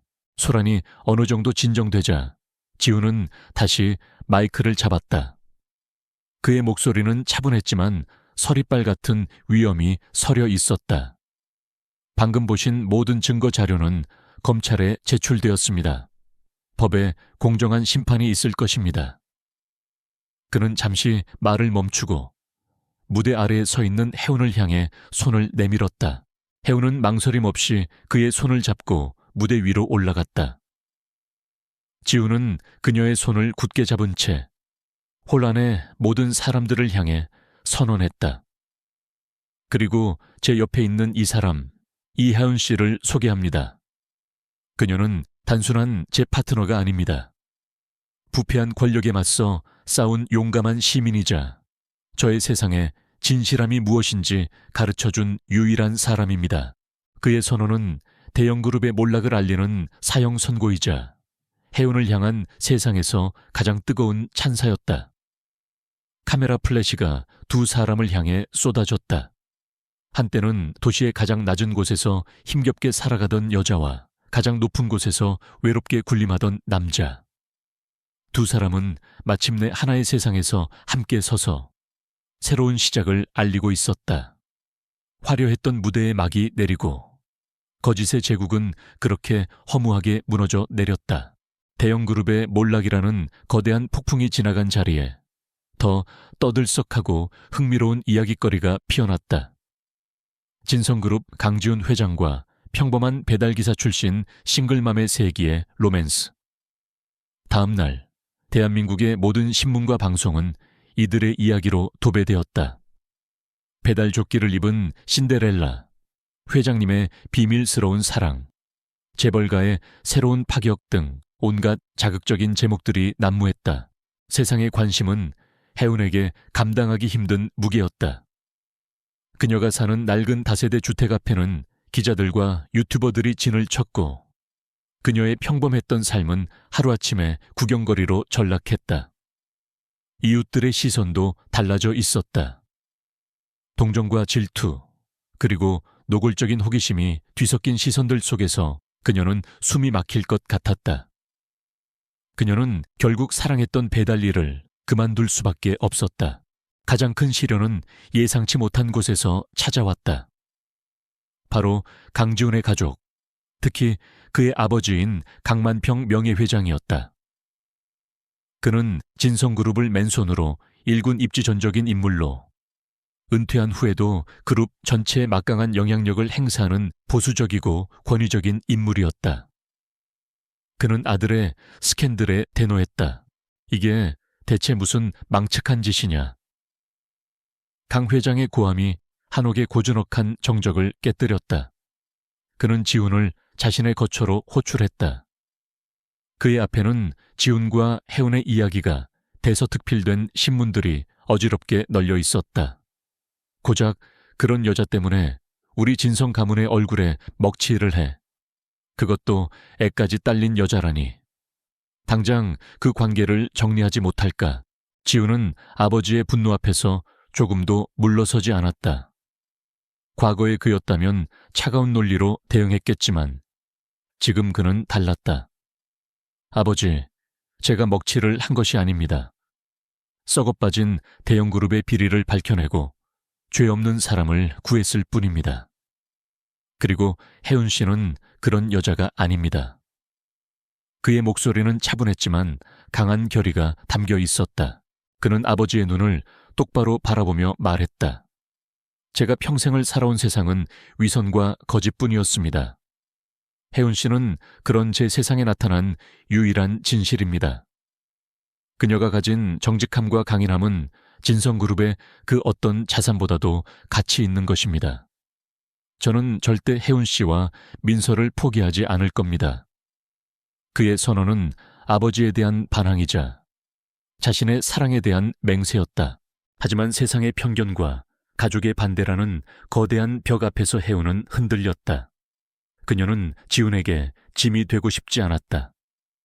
자신 때문에 그가 쌓아 올린 모든 것이 무너지는 것을 원치 않았다. 어느 날 밤 그녀는 어렵게 입을 열었다. 지훈 씨, 우리 다시 생각해보는 게 좋을 것 같아요. 우리는 너무 다른 세상 사람들이에요. 저 때문에 당신이 힘들어지는 걸 볼 수 없어요. 그녀의 눈에는 눈물이 고여 있었다. 지훈은 그녀의 손을 잡고 부드럽지만 단호하게 말했다. 힘들지 않습니다. 당신과 민서가 없던 지난 세월이 더 힘들었습니다. 세상의 시선 따위는 중요하지 않아요. 우리 세 사람이 함께라는 사실만이 중요합니다. 그는 그녀를 말로만 위로하지 않았다. 그는 행동으로 자신의 진심을 보여주기 시작했다. 그는 파파라치들을 피해 혜운과 민서를 자신의 안전한 별장으로 데려갔다. 그곳에서 그는 진성그룹의 회장이 아닌 한 여자의 연인이자 한 아이의 아빠가 되어주었다. 그는 민서와 함께 눈높이를 맞추고 장난을 쳤고 혜운을 위해 서툰 솜씨로 요리를 했다. 그의 그런 소박하고 진실된 모습은 혜운의 불안한 마음을 따뜻하게 어루만져 주었다. 특히 민서는 지훈을 키다리 아저씨라고 부르며 유독 잘 따랐다. 아이의 천진난만한 웃음소리는 별장을 가득 채웠고 세 사람은 마치 오래전부터 그래왔던 것처럼 자연스러운 가족의 모습을 만들어갔다. 혜운은 자신과 민서를 바라보는 지훈의 눈빛 속에서 한 번도 느껴보지 못했던 깊은 애정과 든든한 신뢰를 발견했다.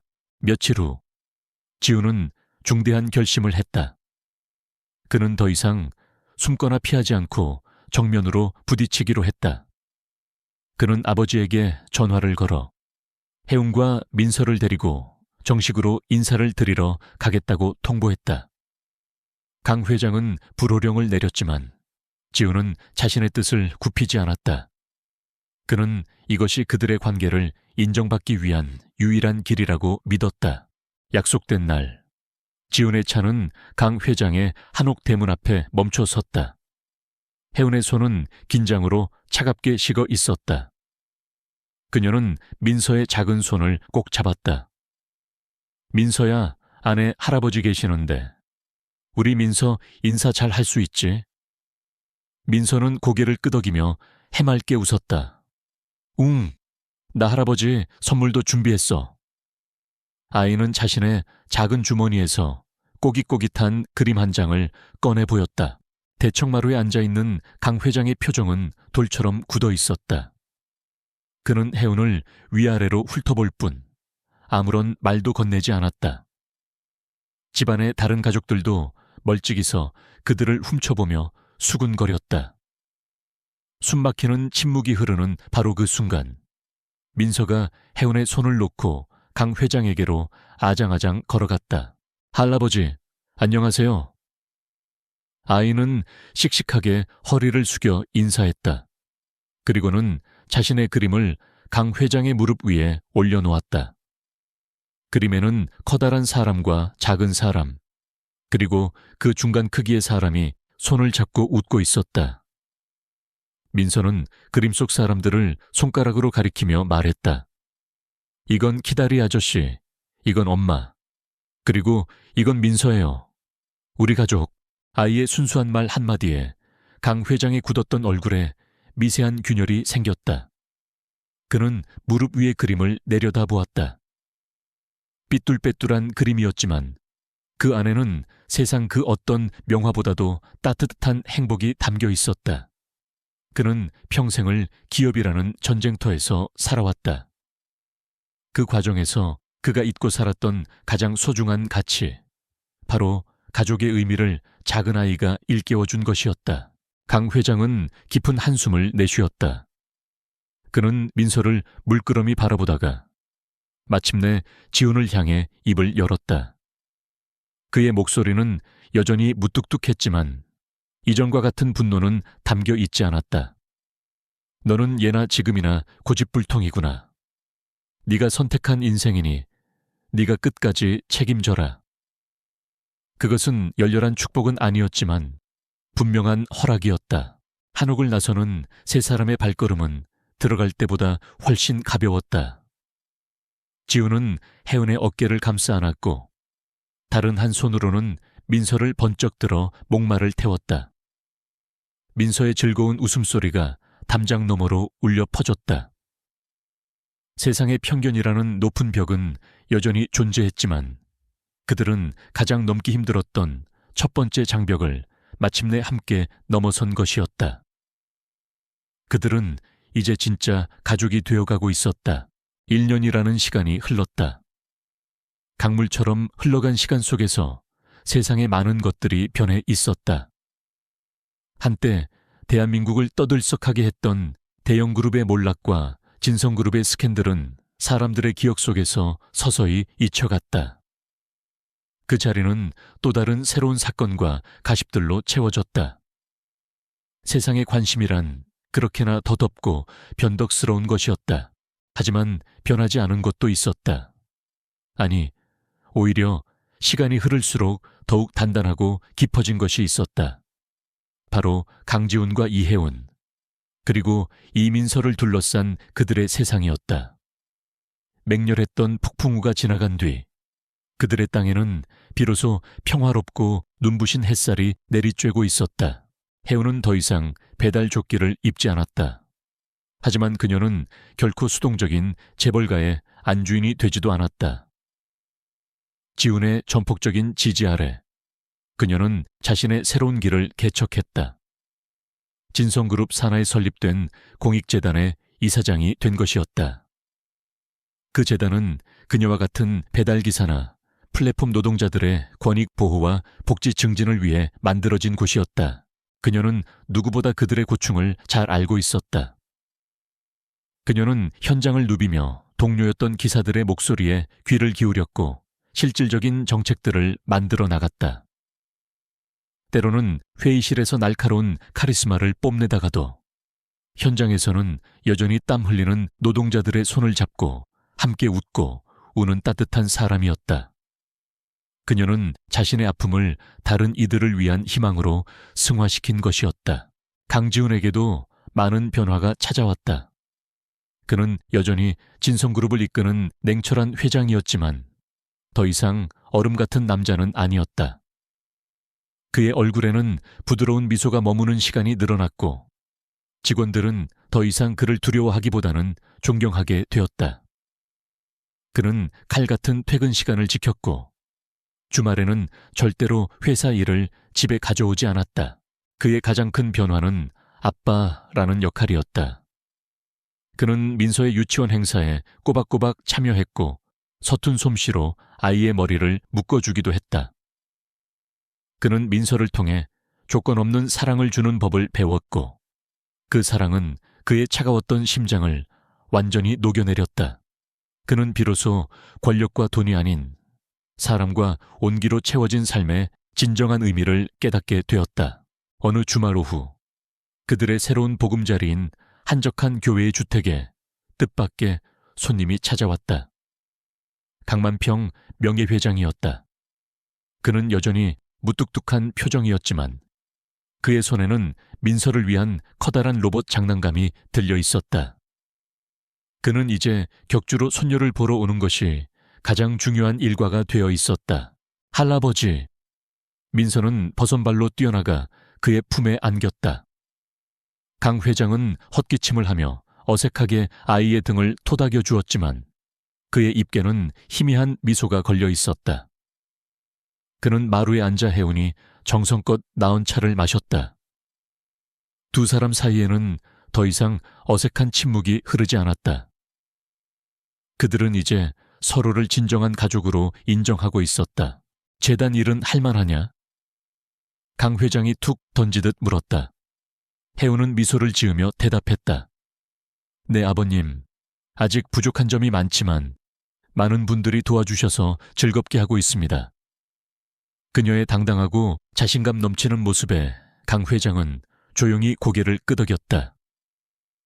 그는 자신의 아들이 왜 이 여자를 선택했는지 이제는 진심으로 이해할 수 있었다. 그때 정원에서 놀던 민서가 집 안으로 달려 들어왔다. 아빠, 이것 좀 보세요. 아이는 지훈의 손을 잡아 끌며 무언가를 자랑하고 싶어 안달이 나 있었다.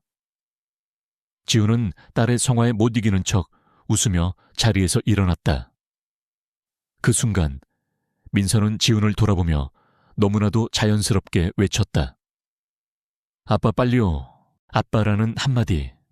그것은 민서가 처음으로 지훈을 아빠라고 부른 순간이었다. 지훈은 그 자리에 그대로 멈춰 섰다. 심장이 벅찬 감동으로 세차게 뛰었다. 그는 천천히 무릎을 굽혀 민서와 눈을 맞췄다. 그의 눈에는 뜨거운 눈물이 고여 있었다. 그는 아무 말 없이 딸 아이를 힘껏 껴안았다. 그의 인생에서 가장 완벽하고 행복한 순간이었다. 그날 이후 그들의 삶은 평온한 행복으로 가득 찼다. 계절이 바뀌고 민서가 한 뼘 더 자라는 모든 순간들이 그들에게는 소중한 선물이었다. 이야기는 어느 맑게 갠 가을날의 오후로 끝을 맺는다. 푸른 하늘 아래 세 사람은 넓은 공원에서 여유로운 주말을 보내고 있었다. 지우는 힘차게 그네를 밀어주고 있었고 민서의 즐거운 웃음소리가 하늘 높이 울려 퍼졌다. 해우는 돗자리에 앉아 그 모습을 사랑스러운 눈길로 바라보며 직접 만든 샌드위치를 준비하고 있었다. 바람에 실려오는 풀냄새, 아이의 웃음소리, 그리고 사랑하는 사람의 온기. 더 이상 폭풍우는 없었다. 오직 눈부신 평화만이 그들을 감싸고 있었다. 지우는 그네를 멈추고 민서를 안아들었다. 그는 땀에 젖은 아이의 임에 입을 맞추고 해운이 있는 곳으로 걸어왔다. 그는 그녀의 옆에 앉아 한쪽 팔로 그녀의 어깨를 감쌌다. 그의 품에 안긴 민서는 어느새 스르르 잠이 들어 있었다. 세 사람은 말없이 서로의 온기를 나누며 고요하고 완벽한 행복을 만끽했다. 사랑해요. 지훈이 나지막이 속삭였다. 해운은 그의 어깨에 머리를 기대며 대답했다. 나도 사랑해요. 그들의 사랑은 더 이상 설명이 필요 없었다. 비 오는 날의 운명적인 만남으로 시작된 인연. 서로 다른 세상의 두 사람이 만나 수많은 역경을 함께 이겨내고 마침내 하나의 세상을 만들어냈다. 차가운 총재는 더 이상 가식을 증오하지 않았고 꿋꿋한 싱글맘은 더 이상 세상과 홀로 싸우지 않았다. 그들은 서로에게 기적이자 구원이었다. 푸른 하늘 아래 그들의 이야기는 영원한 해피엔딩으로 완성되고 있었다.